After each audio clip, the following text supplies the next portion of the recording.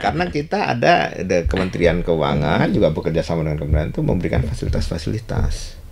Ya kayak di kita ada pembebasan, ada pembinaan, lalu mencarikan pasar, bekerja sama dengan Kementerian Luar Negeri gitu ya. Tadi karena kita harus memastikan pergerakan orang ya bekerja sama dengan imigrasi, barang, uang bekerja sama dengan otoritas jasa keuangan dan perbankan segala macam, dokumen dengan kementerian lembaga terkait, dan transport dengan Kementerian Perhubungan itu adalah benar. Karena apa? Kalau itu tidak diawasi bisa mengganggu industri dalam negeri, bisa mengganggu juga dalam hal ini community protection, bisa bahan-bahan berbahaya, terorisme dan lain sebagainya masuk. Assalamualaikum warahmatullahi wabarakatuh. Tribuners, jumpa lagi bersama saya Septiana Cahyani dalam podcast Malang Live. Peredaran rokok ilegal yang menyebar luas di masyarakat membuat Bea Cukai memberantas habis-habisan peredaran rokok ilegal ini. Bea Cukai juga menjadi alat pelindung masyarakat dari peredaran barang-barang ilegal serta sebagai pengawas kegiatan ekspor dan juga impor. Maka dari itu, pada kesempatan kali ini kita akan membahas tentang arti penting cukai bagi masyarakat dan juga negara. Telah hadir di studio Tribun Jatim Network Bapak Insinyur Agus Sudarmadi MSc selaku Kepala Kantor Wilayah Direktorat Jenderal Bea Cukai Jawa Timur II. Assalamualaikum warahmatullahi wabarakatuh, Pak. Waalaikumsalam warahmatullahi wabarakatuh. Baik, sehat ya Pak ya? Alhamdulillah. Alhamdulillah sehat.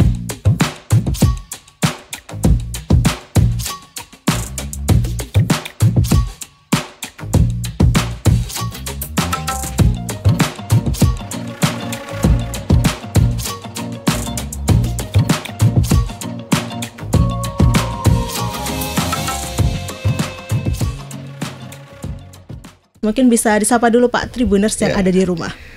Assalamualaikum warahmatullahi wabarakatuh. Selamat pagi Tribuners. Saya Agus Sudarmadi, Kepala Kantor Wilayah Direktorat Jenderal Bea dan Cukai Jawa Timur II, akan berbincang-bincang ya tentang bagaimana sih sebenarnya peranan pabeanan Bea dan Cukai di Indonesia. Baik, terima kasih Pak Agus Sudarmadi atas waktu dan kesempatannya telah hadir di studio Tribun Jatim Network ini Pak. Sama-sama. Dan untuk kita mengawali pertanyaan pertama ya Pak ya, ini pembuka pertanyaan. Mungkin bisa dijelaskan terlebih dahulu Pak kepada Tribuners yang ada di rumah, apa sih pengertian dari Bea Cukai itu sendiri? Baik, Tribuners, sebelum kita bicara tentang Bea dan Cukai, maka saya akan membawa sebenarnya tentang falsafah kehidupan gitu ya.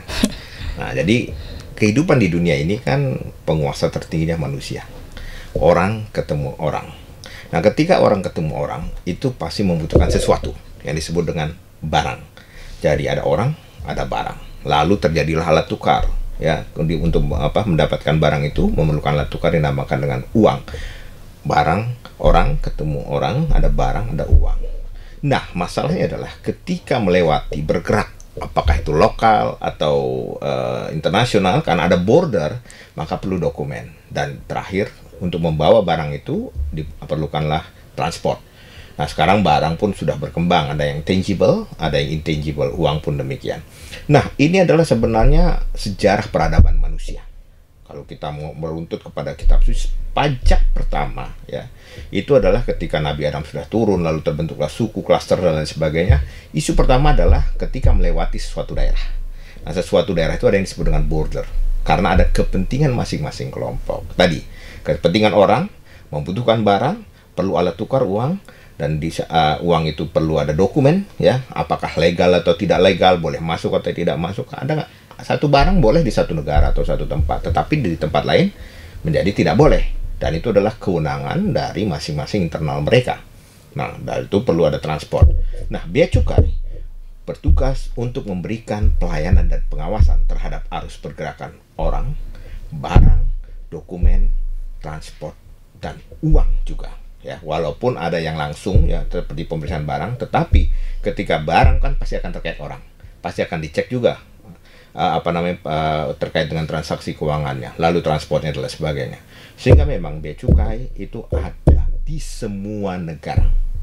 Dari seluruh negara, baik yang besar atau kecil, pasti ada Bea Cukai. Bahkan kalau lihat dari sejarah peradaban, institusi pertama ketika ada kelompok, itu adalah institusi yang disebut kepabeanan dan cukai tadi. Karena tadi, Tugasnya adalah melayani, mengawasi, dan melindungi. Jadi ada 4 fungsi tadi. Melayani, mengawasi dan melindungi masyarakat ya yang ada di suatu tempat atau daerah itu tadi.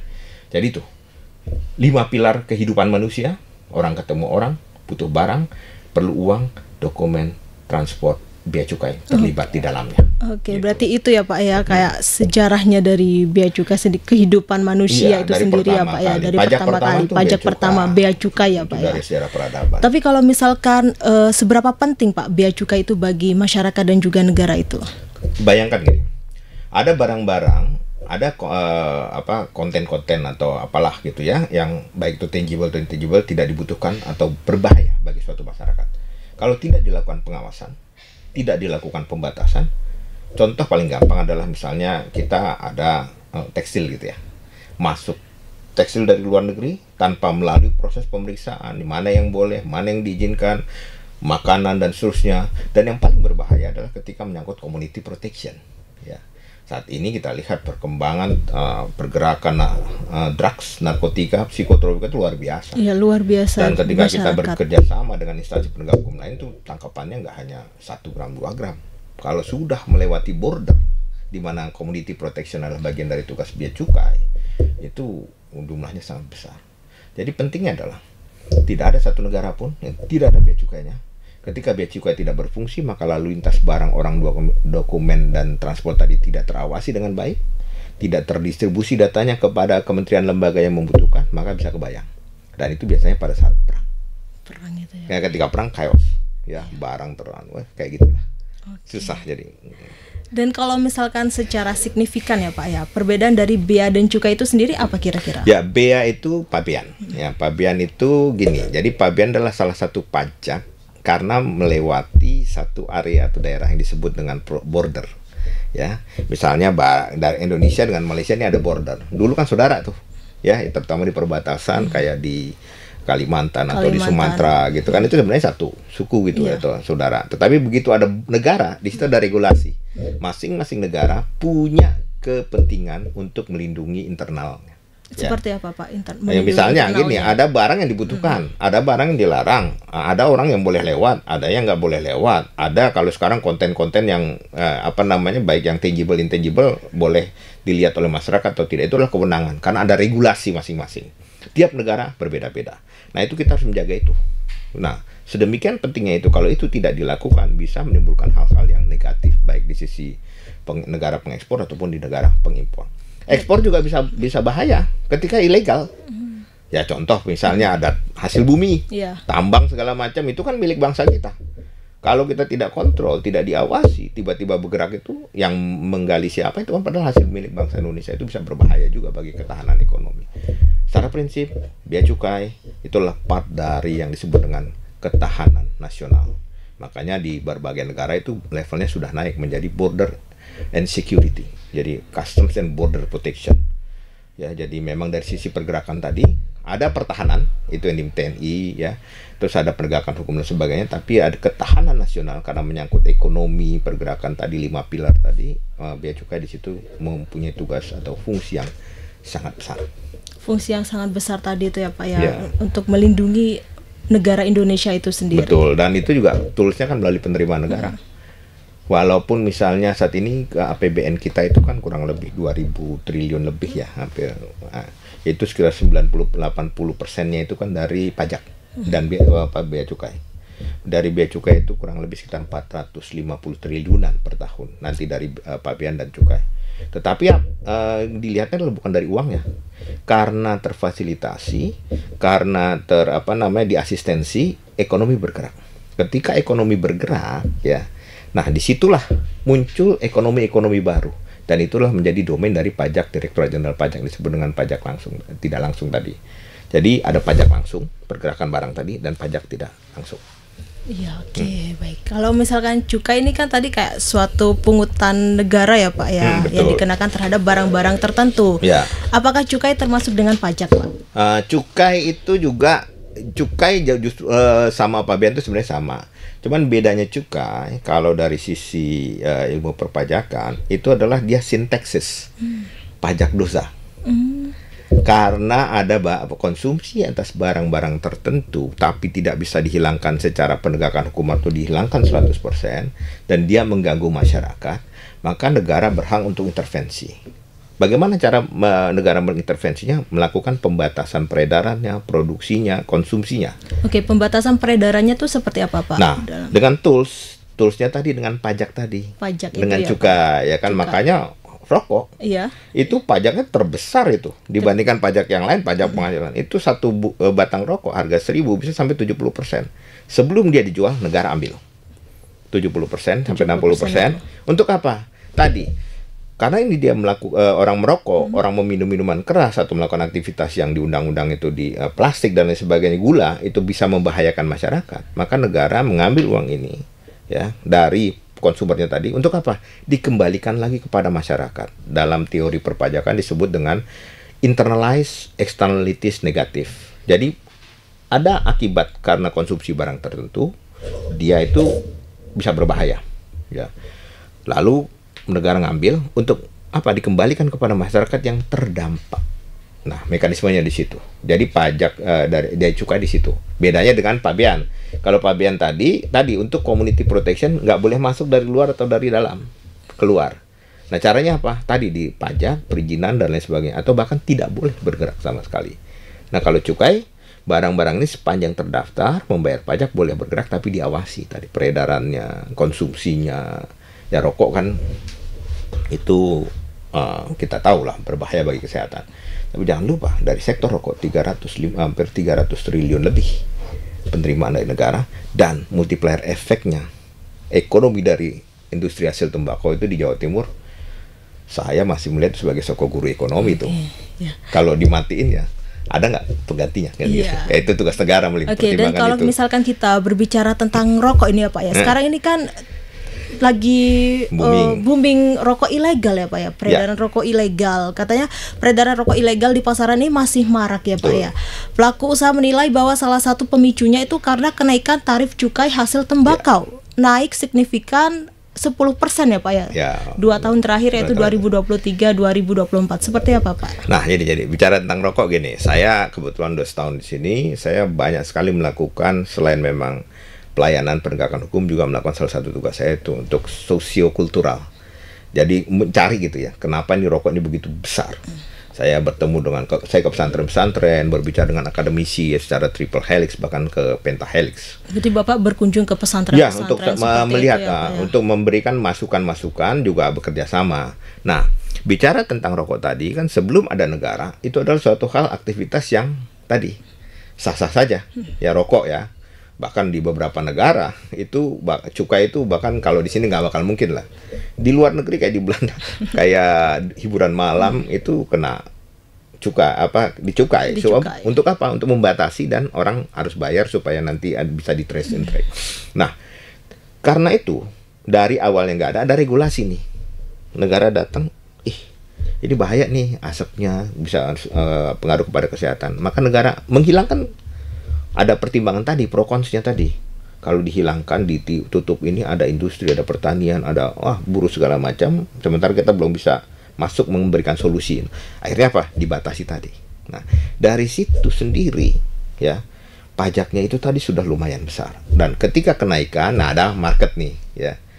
Ya kalau saya sering ngobrol dengan teman-teman di bawah di lapang, Pak, Bapak mah enak. Jadi mereka menganggap bahwa sebenarnya pemilik pabrik rokok itu negara.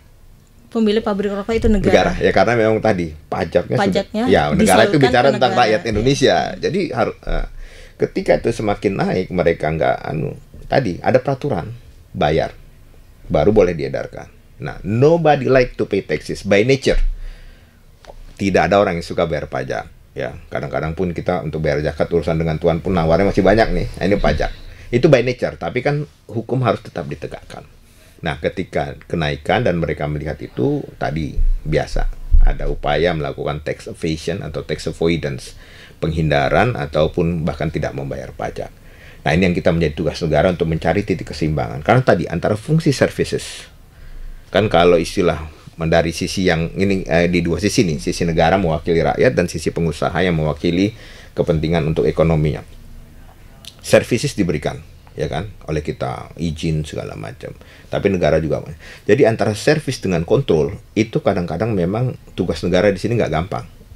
Kontrol terlalu besar dengan mempertinggi pajak segala macam.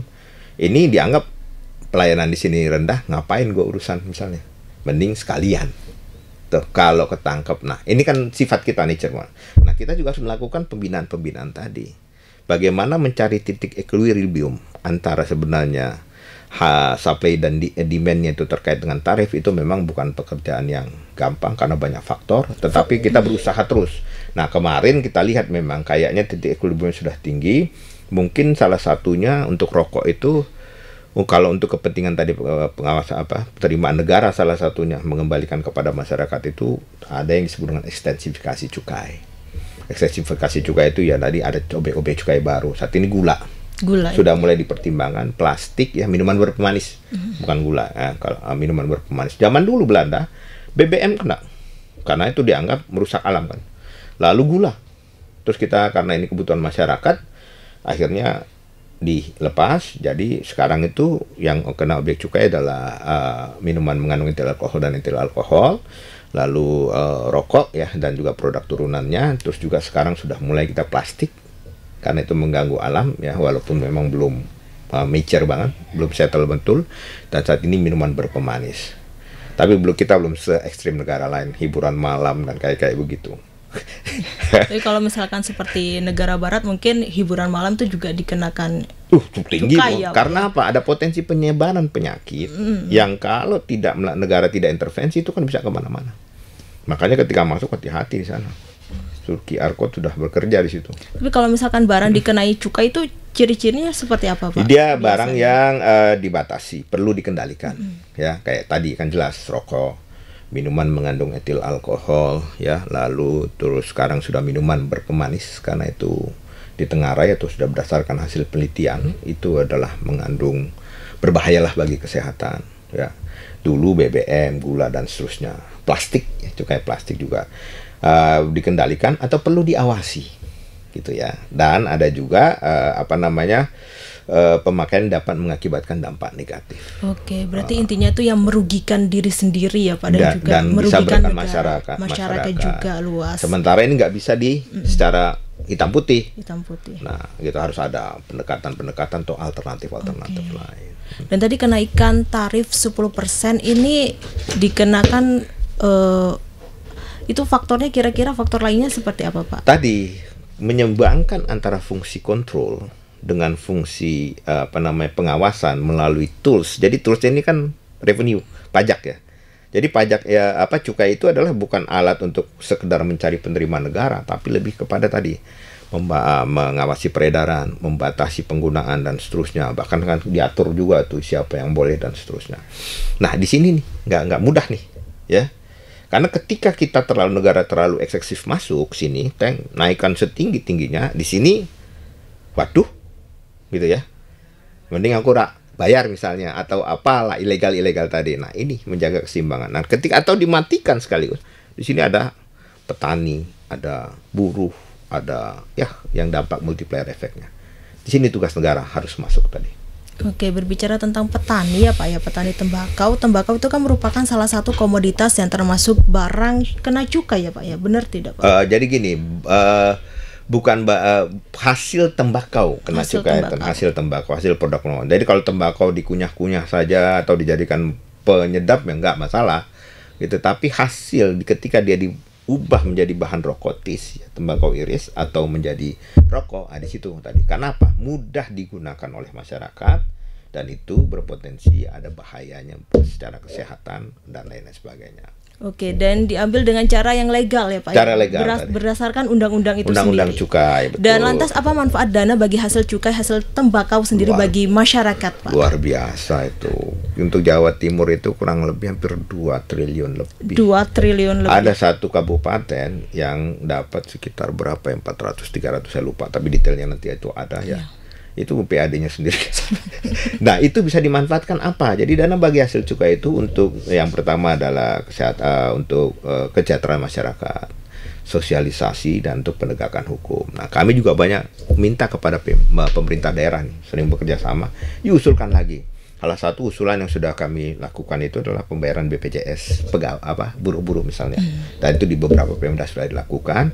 Dan saat ini kami coba usulkan, walaupun masih belum terrealisasi, itu adanya semacam dana abadi dari DBH untuk pendidikan. Sekarang pendidikan lagi naik loh. Iya. Nah, betul kan? Iya, benar. Nah itu kalau di level yang karena kepintaran atau apa ya, otak gitu ya, kecerdasan, kan udah ada lembaga beasiswa banyak tuh, LPDP dan lain sebagainya. Nah ini kami menyarankan dan bekerja sama dengan Pemda, sebentar lagi dikaji terhadap yang tadi buruh-buruh tadi, ya kan? Ya karena mereka begitu bagian dari yang menyumbang juga terhadap penerimaan negara, maka dikembalikan. Kalau dari kesehatan, rumah sakit luar biasa. Hampir di Jawa Timur ini pembelian alat-alat untuk kesehatan paru tuh banyak dibiayai dari BHCHT. Tadi untuk ada di beberapa kabupaten bahkan pembiayaan BPJS dan sebagainya. Jadi mengarah langsung. Jadi pengembalian dari BHCHT itu langsung. Yang sosialisasi malah hanya cuma sekitar 10% penegakan hukum itu. Lebih kecil. Jadi lebih banyak ke arah sana. Ke arah sana itu. Ya, dan juga kami juga bekerja sama sudah dengan beberapa perguruan tinggi ngobrol tadi terkait penelitian tembakau ini, selain untuk ini bisa digunakan untuk apa aja sih? Kira-kira manfaat tembakau, manfaat yang lainnya itu apa? dari hasil penelitian banyak kan, ada yang kemarin itu sudah bisa menjadi anti serangga atau apa, jadi yang tidak dikonsumsi langsung tetapi bisa dimanfaatkan banyak sih sebenarnya, tapi memang belum settle banget, belum mature banget. Oke, berarti tembakau ini banyak sekali manfaatnya ya Pak ya. Kan dari dulu Indonesia dijajah karena cengkeh, karena tembakau, karena pala, karena rempah-rempahnya ya Pak itu. Ya, dan kalau misalkan langkah bea cukai Pak untuk mencegah peredaran rokok ilegal sendiri di masyarakat itu seperti apa? Ya, jadi ada satu pasti, kita ini kan nama ilegal, penegakan hukum, ya.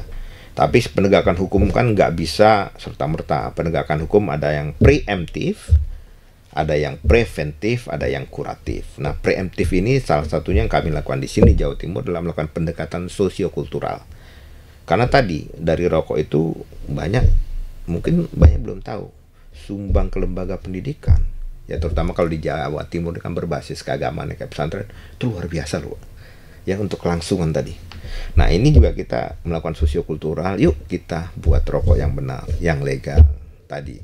Kalau kaidah fikihnya itu di dalam konteks fikih itu ada yang namanya wadidduhul mafsadat. Jadi bagaimana sih negara datang ketika ada dua mudarat, dua mafsadat, maka negara ini nggak bisa dihilangkan, ya.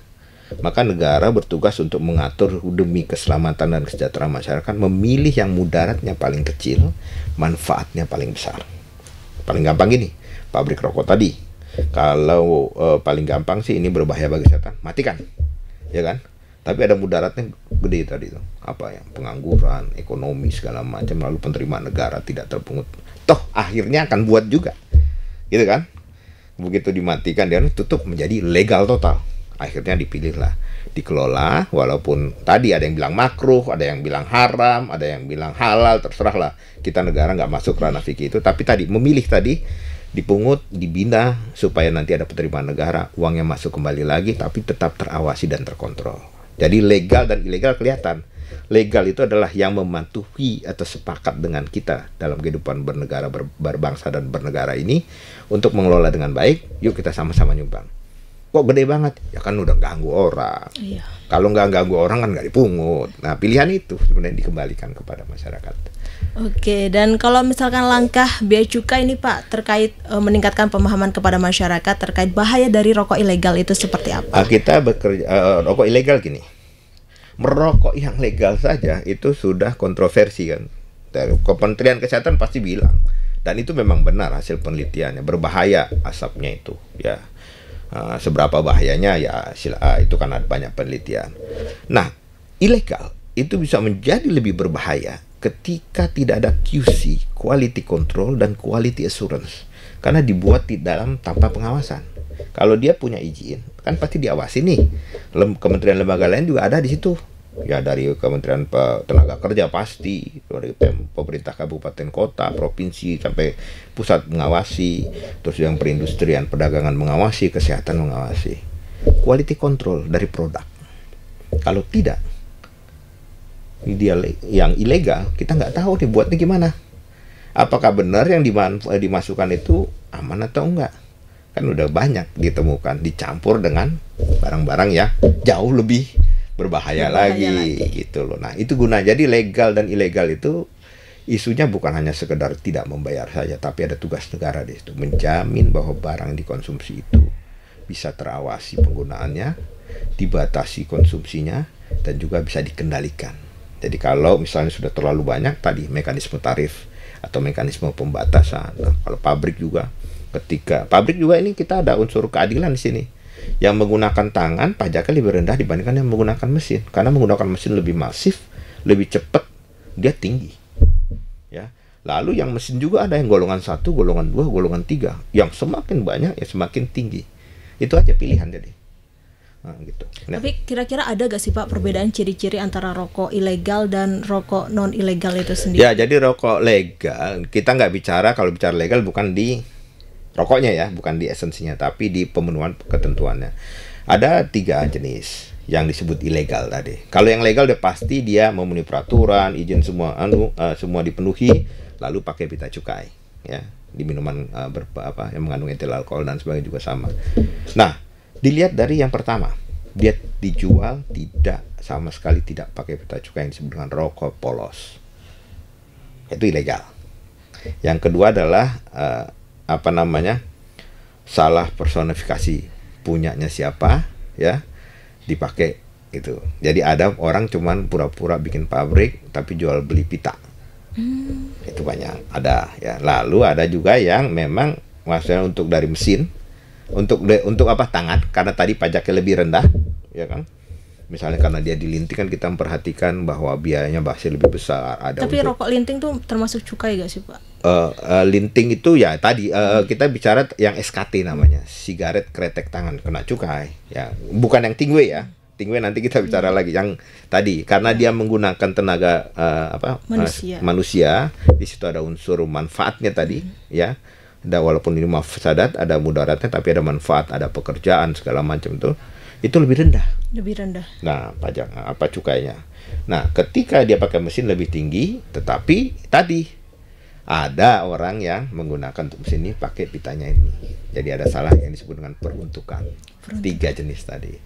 Polos, salah personifikasi, artinya bukan punya dia, ya udah pastilah itu. Bukan miliknya dia tapi dipakai oleh orang lain, dan tadi. Oke, dan kalau misalkan masyarakat ya Pak menemukan toko atau orang yang menjual rokok secara ilegal, laporannya tuh kemana kira-kira? Itu banyak kok, udah media sosial kita untuk Jawa Timur ini nanti bisa dibikin melalui media sosial kan, Bea Cukai RI itu yang lagi viral sekarang. Itu banyak, silahkan saya laporkan itu Instagram atau banyak sekali sih media. Ada Bisikir dan udah banyak sekali untuk tempat-tempat informasi, atau menghubungi kantor-kantor saja. Tadi saya sebelum berangkat nih baru dapat ada pengaduan masyarakat langsung, bahkan sampai ke presiden ya, untuk ada satu daerah lah Jawa Timur ini kasus-kasus seperti ini sampai ke presiden, sampai ke kita. Berarti bebas laporkan saja kemana saja. Berarti Bea Cukai ini cepat tanggap ya Pak terhadap laporan-laporan dari masyarakat luas. Kalau enggak paling gampang dibully. Tadi nobody like Texas. Dan Pak, kalau misalkan dalam memberantas rokok ilegal di masyarakat ya Pak ya, Bea Cukai ini biasa bekerja sama dengan pihak mana aja? Ya, jadi gini, ada 2 sisi. Jadi yang pertama kita kan tadi cukai tadi adalah untuk kesejahteraan, terus perlindungan masyarakat juga. Nah, perlindungan masyarakat ini kita bekerja sama dengan aparat penegak hukum pasti. Nah, karena ada DBHCHT, untuk Jawa Timur ini kita erat sekali dengan Satpol PP. Ya, karena yang langsung ke masyarakat. Jadi dengan Satpol PP banyak sekali melakukan kegiatan gempur rokok ilegal ya. Lalu dengan menggunakan media-media sosiokultural, wayang, sholawatan, pengajian dan seterusnya. Nah, itu jadi dengan aparat penegak hukum. Nanti kalau udah diproses berkenaan dengan polisi. Bahkan kalau sudah antar daerah juga bisa dengan di perbatasan, kita malah dengan TNI juga cukup banyak melakukan kegiatan. Berarti kerjasama dengan aparat-aparat keamanan, Satpol PP, polisi, TNI dan lain sebagainya. Betul, ya Pak ya? Termasuk dengan masyarakat, tokoh masyarakat juga, tokoh-tokoh masyarakat gitu. Ya, dan kalau misalkan ya Pak ya, kalau misalkan ada pedagang nakal atau pengedar yang masih tetap menjual rokok ilegal, padahal itu tuh tidak dibolehkan gitu Pak. Apakah ada sanksi atau denda yang pasti ada. Jadi gini, pertama gini, kami selalu tadi karena tadi ada unsur untuk community protection dan juga ada facilitation dan industrial assistance, kita ngelihat rantainya nih. Kan pasti ketika ada yang di bawah, ada yang di atas. Kita lebih prefer ke atas. Tetapi ketika putus ini juga pasti ada lah informasi. Pedagang pun banyak lah, ada pedagang besar, pedagang kecil. Nah, yang selalu kita di awal tuh preemptif tadi. Ya, sebelum terjadi kita melakukan banyak sekali upaya-upaya ya, melalui dengan peraturan segala mencegah. Jadi sebelum timbul tuh kita sudah tahu bakal begini-begini, nah, lalu melakukan kegiatan preventif tadi, sosialisasi dan lain sebagainya. Lalu baru tindakan yang kuratif tadi.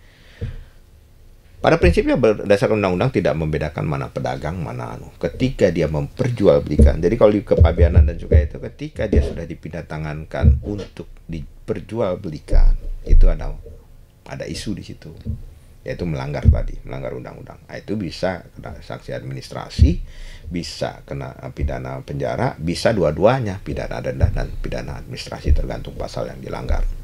Itu sih. Oke, tadi kan Bapak menyebut kalau misalkan barang yang kena cukai itu barang yang merugikan diri sendiri atau masyarakat luas ya Pak, dan juga negara. Dan kalau misalkan bea dan cukai ini kan penting sebagai pelindung masyarakat dari peredaran barang-barang ilegal ya Pak ya, dan sebagai pengawas kegiatan ekspor dan juga impor. Ya. Nah, setelah barang itu disita, misalkan disita ya Pak ya, kemana Pak perginya barang kita? Jadi disita itu gini. Disita adalah karena dia ketika memasukkan itu ada dua isu. Tidak memberitahukan, yang disebut dengan penyelundupan murni, ya misalnya pakai kapal-kapal langsung masuk ke udara pantai, atau memberitakan dengan salah. Semua kan di dunia ini nggak ada yang udah nggak diketahui lah kalau dengan data digital itu ya, harga segala macam. Jadi ketika masuk ini diberitahukan ini harga diberi, langsung ke kelok itu di sistem kita. Oh, ini pemberitahuan tidak benar. Nah, dari situ kan kelihatan ya bahwa kita itu harus pertama tadi sebelum agar tidak salah tadi beritahukan dengan benar ya, dengan harga dan seterusnya. Nah, ketika itu tidak, maka itu kita akan melakukan akan kena di sistem.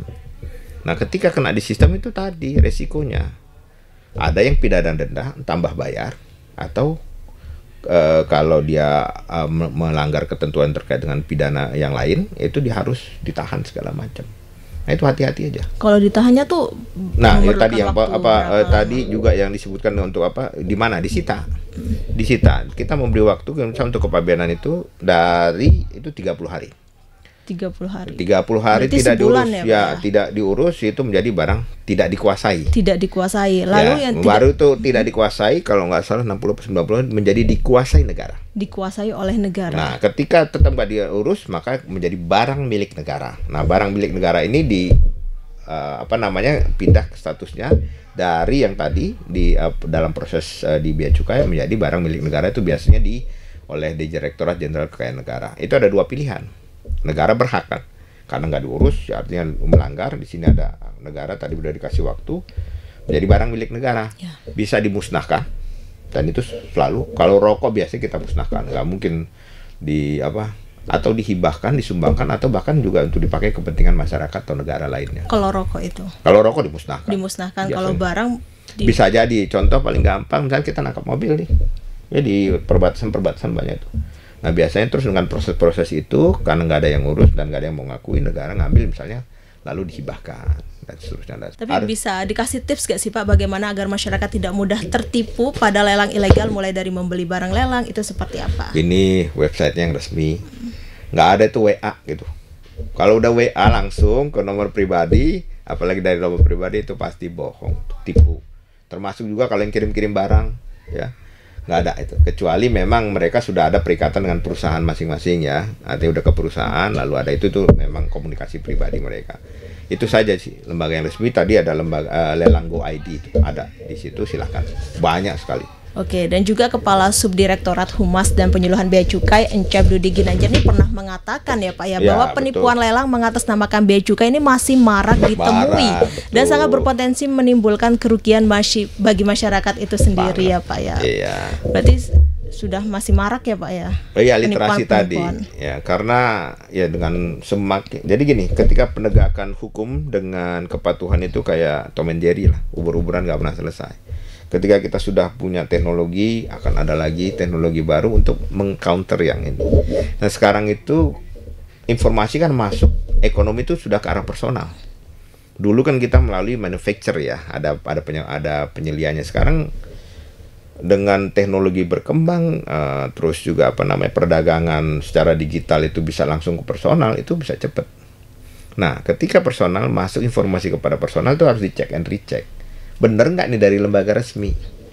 Paling gampang gini aja deh. Ketika ada nomor 0812 sekian memberitakan itu udah pasti palsu. Palsu ya. Karena negara nggak pernah begitu. Negara nggak pernah memberitakan secara pribadi, tetapi biasanya melalui media-media resmi atau website resmi yang dimiliki oleh pemerintah. Oke, tapi aman nggak sih Pak? Aman dan untung nggak sih Pak ketika kita membeli barang lelang di Bea Cukai ini untuk investasi? Ya pasti sudah ada lembaga kurasinya, itu sudah memenuhi ketentuan berapa dijual, bahkan kalau ada kerusakan itu diberitahukan kerusakannya apa, pilihan kepada masyarakat. Oke, Pak, saat ini kan sedang ngetren istilah just tip ya Pak, jasa titip. Biasanya tuh lagi ngetren di kalangan milenial atau Gen Z. Biasanya jasa titipnya tuh barangnya tuh dari luar Indonesia. Nah, kalau misalkan just tip itu sendiri dikenai cukai gak sih? Nah, jadi gini. Ini juga sekalian edukasi nih buat Tribuners. Just tip itu salah satu tadi fenomena baru yang saya bilang tadi. Ekonomi digital dari manufacture, dari factory, ya dari pihak ketiga atau yang resmi, yang besar-besar gitu, penyelia di tengah langsung kepada personal sekarang. Nah, ketika di just tip itu kita umpamakan gini, jadi orang menitipkan uang kepada personal. Nah pertanyaannya, personal ini bersifat sebagai personal saja atau dia sebagai company? Itu dua hal yang berbeda. Kalau personal, ketika dia keluar negeri, dia akan dapat fasilitas pembebasan sebanyak kalau nggak salah $500 itu. Kalau dia beli barang itu nggak kena pajak, tapi lewat dari itu kena pajak. Tapi kalau dari company, di bawah itu pun sudah masuk. Nah, just tip itu banyak kan nitip doang. Nitip. Udahlah modusnya kita hafal. Ada yang barangnya pura-pura kayak bekas gitu. Udah hafal lah kita di lapangan. Dicopot, bungkusnya dikirim. Via resmi. Bungkusnya doang tuh. Bungkusnya barang-barangnya pura-pura kayak pernah dipakai bekas. Nah, pertanyaan kan kita juga punya data. Ketika Anda keluar negeri, bawa barang kan udah ketahuan itu, ketika di Excel itu ada datanya semua. Jadi di era sekarang kita nggak ketahuan tuh karena belum ketahuan, bukan karena tidak diketahui. Belum ketahuan karena data udah ada semua. Begitu bergerak masuk X-ray apa saja ya. Nah dari situ ketika pulang berapa koper yang dibawa segala macam, berangkat berapa koper itu ketahuan. Jadi kalau dibilang itu diobrak-abrik segala macam pasti ada sesuatu. Nggak mungkin Bea Cukai itu membongkar-bongkar kalau tidak ada informasi in advance atau pre gitu. Bahkan kerjasama kita sudah sampai ke penerbangan internasional di luar negeri ya. Nah itu tadi just tip tadi, dia sebagai personal atau bukan? Ketika personal hanya dapat $500 pembebasan, lebih dari itu dia harus bayar pajak. Nah ketika dia ditagih terhadap barang yang pura-puranya berangkat cuma 1 koper, pulang bawa 4 koper. Tapi itu kan just tipnya milik penumpang Pak. Ya, penumpang tadi hanya boleh diberi, ada fasilitasnya nih kalau nggak salah. Coba ada terkait dengan ketentuan barang penumpang, nanti monggo aja Tribuners lihat di peraturannya itu tentang dibawa oleh penumpang nomor 200, Peraturan Menteri Keuangan nomor 203 PMK nomor 4 tahun 2017. Itu siapa saja yang boleh mendapat pembebasan. Tapi benarkah penumpang? Apa pengusaha? Jujur dong. 1, belum lagi dia nggak pakai NPWP. Ya kan? Dia dapat keuntungan bayar pajak apa? Jadi banyak masalahnya. Kita bukannya menghalangi itu, boleh. Tapi intinya adalah ketika berurusan tadi pergerakan arus orang, barang, dokumen, transport melewati perbatasan, ya border, mau keluar negeri atau bahkan di beberapa daerah antar daerah, itu memenuhi ketentuan declare yang benar. Sepanjang declare yang benar itu cepat pelayanannya. Nah, diobrak-abrik, diodol-odol kalau istilah yang di medsos itu, karena dia tidak memberitahukan dengan benar. Kami banyak loh contoh, ya. Penyelundupan narkotika psikotropika itu yang kita khawatirkan. Kalau barang kan bisa dengan pembayaran pajak ya. Itu banyak diselundupkan di koper-koper. Saya pernah jadi kepala seksi intelligence operasi di Soekarno-Hatta tahun 2000-an. pernah nangkep kok berlian disembunyikan di padding sini. Berlian itu ya? Iya, berlian. Maaf, pernah juga kok di wanita itu kalau haid itu kan ada ditaruh berlian di dalam situ, di darah-darah situ. Pernah. Di sepatu sering narkotika. Sepatu. Kalau yang ditelan pernah, kami juga berdua. Saya nungguin orang buang air itu dari pagi sampai jam 12 siang untuk agar keluar satu-satu. Di dalamnya itu 1 kilogram bisa masuk. Jadi itulah tadi. Kenapa seusil itu, Bea? Karena by nature tadi tugasnya harus mengawasi pergerakan orang karena terkait barang. Di situ ada uang, ada dokumen, ada transport. Ya kan pernah juga itu ada yang bawa uang ketahuan juga, datanya dari kita. Nah, jadi banyak sekali karena data ada di Direktorat Jenderal Bea dan Cukai, maka itu yang harus kita sebarkan. Berarti data lengkapnya sudah ada di direktorat ya, itu ya Pak ya? Nanti kita sebarkan ke kementerian lembaga terkait, ya apa PPATK, KPK, aparat penegak hukum, bahkan perindustrian, untuk digunakan sebagai polisinya untuk pelaksanaan tugas fungsi masing-masing. Di situ pentingnya. Bea Cukai bagian dari ketahanan nasional. Gitu.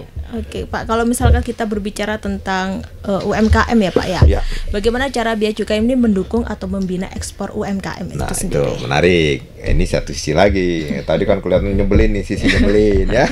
Sekarang sisi yang menyenangkan. Karena kita ada Kementerian Keuangan juga bekerja sama dengan kementerian itu memberikan fasilitas-fasilitas. Ya kayak di kita ada pembebasan, ada pembinaan, lalu mencarikan pasar, bekerja sama dengan Kementerian Luar Negeri gitu ya. Lalu ekspornya kita bantu dan seterusnya. Jadi banyak sekali. Untuk kemudahan-kemudahan itu bisa dimanfaatkan UMKM. Kenapa? Kenapa dibantu? Pertama memang warga negara Indonesia, pengusaha kecil, jujur. Kalau sama negara itu urusannya beritahukan dengan benar aja, pasti dibantu. Tetapi ketika diberitahukan tidak benar, di situ mulai masalah. Kenapa? Karena tadi perikatan hukumnya salah. Self declaration harus memberitahukan secara benar. Ketika tidak benar, ada pasal-pasalnya tuh. Dengan sengaja kah? Tidak sengaja kah? Apakah dia bohongnya 100% atau memang dicampur-campur dan sebagainya. Oke, tapi cara membinanya. Ya, kita ada Kemenkyu 1, ada program pembinaan UMKM ya, mulai dari produksi, kita bekerja dengan Kementerian Pertanian dengan pemerintah kabupaten kota itu produksi, lalu kan kita carikan juga solusi ya. Solusinya dengan di Bea Cukai bekerja sama dengan kementerian lembaga itu menjadi inisiator membentuk National Linguistic Ecosystem, semacam platform agregator. Jadi di situ nanti ada platform-platform, kita dekatkan mereka sampai ke ekspornya dibantu. Kalau ekspor UMKM itu ada jalur khusus lah. Jalur khusus? Ya diberikan, diberitahukan, lalu nanti tidak dipungut biaya sama sekali. Berarti gratis semua ya Pak ya? Difasilitasi oleh Dirjen Bea Cukai untuk ekspornya. Nanti di pemasaran Kementerian Luar Negeri kadang-kadang dengan Kementerian Perdagangan Industri kita juga sering melakukan roadshow, atau bahkan di beberapa tempat sudah kita kerjasamakan antar negara. Ketika barang mereka masuk, kita juga minta barang kita masuk, terutama untuk UMKM. Tapi kriteria UMKM yang dibina oleh Dirjen Bea Cukai itu seperti apa kira-kira? Ada kita ikut yang diatur oleh Kementerian Koperasi dan juga Kementerian Lembaga terkait dan pemerintah kota. Kalau menyebut dia UMKM kita lihat. Oke, dan ini program pembina UMKM ini dilaksanakan sejak kapan Pak? Udah lama ya. Udah lama. Bukan kementeriannya aja, ada Kementerian Koperasi dan UMKM udah. Sebenarnya dari dulu lah. Cuman memang kan sekarang karena tadi tren ekonominya berubah tadi. Dulu kan mungkin dikumpulin ada yang besar atau apa gitu ya atas nama. Sekarang orang kan bisa langsung. Saya juga kemarin luar biasa itu salut dia dengan kegigihannya, dan Tuhan juga berikan jalan rezeki itu yang kayak bagi kita ini kayak sabut-sabut tapi buat pot itu bisa sampai ke Jepang dan laku. Ternyata di Jepang jadi istilahnya disukai betul. Seperti itu. Di sini kita apaan sih sabut kelapa? Gitu. Berarti ada manfaatnya dari sabut kelapa itu sendiri ya Pak ya. Mungkin terakhir ada pesan yang ingin disampaikan Pak Agus untuk Tribuners yang ada di rumah. Baik, Tribuners, kita harus memastikan pergerakan orang ya bekerjasama dengan imigrasi, barang, uang bekerjasama dengan otoritas jasa keuangan dan perbankan segala macam, dokumen dengan kementerian lembaga terkait, dan transport dengan Kementerian Perhubungan itu adalah benar. Karena apa? Kalau itu tidak diawasi bisa mengganggu industri dalam negeri, bisa mengganggu juga dalam hal community protection, bisa bahan-bahan berbahaya, terorisme dan lain sebagainya masuk. By nature memang kami tidak nobody like lah ya. Sebagus apapun pasti ketika kan mesti antri dulu kalau lewat penumpang lewat itu, masukin ke X-ray. Tapi walaupun sebelumnya di belakang kita sudah ada tuh pakai anjing pelacak segala macam sudah kita cek. Nah, ketika yang masuk X-ray dibongkar itu pasti sudah ada isu. Nah, yang kedua adalah lakukan pemberitahuan isi dokumen declaration itu dengan benar. Ya. Pasti memang ada risiko bayar kalau memang ada lebih, tetapi itu jauh lebih baik daripada ketika tidak diberitahukan. Itu perikatan hukumnya adalah yang dipegang ketika Anda memberitahukan sesuatu yang diberitahukan, tapi yang tidak diberitahukan dianggap melanggar ketentuan, baik dengan sengaja atau tidak sengaja. Secara aturan itu bisa dikenakan denda bahkan hukuman. Nah, pajaknya mungkin nggak seberapa, 2-3%, tapi hukuman dendanya itu yang namanya kan efek jerah. Kalau hukuman itu bisa berkali-kali lipat, makanya ada tas harga 3 juta bisa kena 10-15 juta. Dan juga kalau nggak setelah diberitahukan dengan benar, urus secepat-cepatnya. Pengurusan ekspor impor itu kalau di kita itu sudah by system dan cepat ya. Nah, akan lambat kalau ada masalah tadi, yaitu harus memenuhi kayak misalnya kemarin kasus yang SLB ya, diberitahukan sebagai impor umum, tetapi ternyata itu barang bantuan, urus dong, karena kita nggak tahu. Nah, begitu itu 2 tahun nggak diurus-urus, baru diurus sekarang jadi masalah, tiba-tiba timbul biaya. Itu bukan biaya karena bea cukai kan nggak nyimpen barang itu, dia simpen di gudang-gudang, yang gudang-gudang ini juga adalah lembaga ekonomi. Nah, ini yang perlu tahu. Intinya tadi, beritahukan dengan benar, nggak usah takut ya. Ya kalau sudah berani beli ya berani bayar pajak. Karena apa? Tadi pajak tadi digunakan juga untuk masyarakat. Ya, niatkan saja itu. Insya Allah menjadi amal baik. Khairukum anfa'uhum linnas. Jadi pembayar pajak, manfaat kita. Ya, sebaik-baik manusia adalah membawa manfaat. Insya Allah pembayar pajak itu akan dicatat sebagai amal soleh lah. Oke, baik. Terima kasih Pak Agus Sudarmadi selaku Kepala Kantor Wilayah Direktorat Jenderal Bea Cukai Jawa Timur 2 atas waktu dan kesempatannya telah hadir di studio Tribun Jatim Network ini. Oke. Baik Tribuners, sampai di sini dulu perjumpaan saya kali ini. Saya Septiana Cahyani dan Pak Agus Sudarmadi pamit undur diri dan sampai jumpa kembali lagi dalam podcast Malang Live episode berikutnya. Assalamualaikum warahmatullahi wabarakatuh. Waalaikumsalam warahmatullahi wabarakatuh. Download Tribun X sekarang, menghadirkan lokal menjadi Indonesia.